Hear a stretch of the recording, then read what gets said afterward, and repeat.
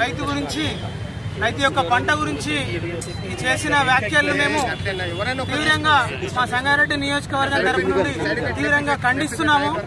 ముందు రైతు దగ్గరికి వెళ్లి మీరు ఏ విధంగా అయితే ముందు తెలుసుకొని మాట్లాడాలని చెప్పేసి సాధారణంగా తెలియజేస్తున్నాను.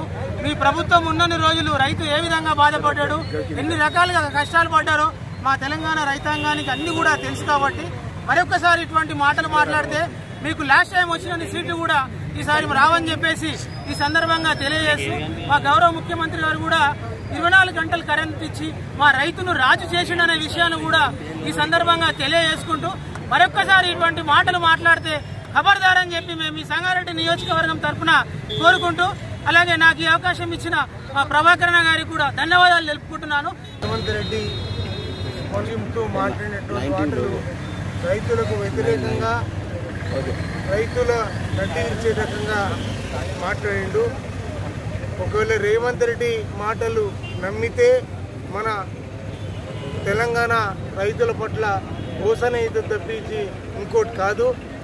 మనం ఈరోజు ఆయన మాటలు నమ్మి ఎవరన్నా కనుక ఓటేస్తే మన బతుకులు ఆగమే కాకుండా మరి ఈ దళిత బంధు, అదే రకంగా రైతు బీమా, మరి ఇవన్నీ కూడా పూర్తిగా మరి కట్ చేసి రైతులకు నిర్వీర్యం చేసే పరిస్థితి ఏర్పడుతుంది. ఈరోజు రైతు విధానాల పట్ల కాంగ్రెస్కి ఒక ఆలోచన లేదు. మరి ఇంత ఘోరమైన పరిస్థితి తీసుకొచ్చి మాట్లాడటం అనేది మరి విడ్డూరంగా ఉన్నది.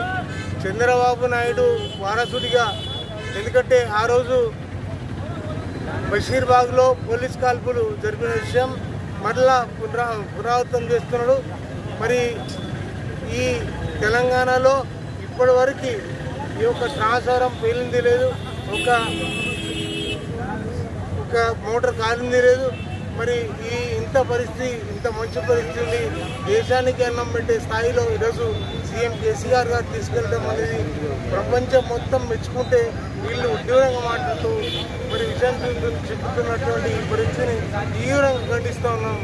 ఈ నిరసన ఇంతతో ఆగదని కూడా హెచ్చరిస్తున్నాం.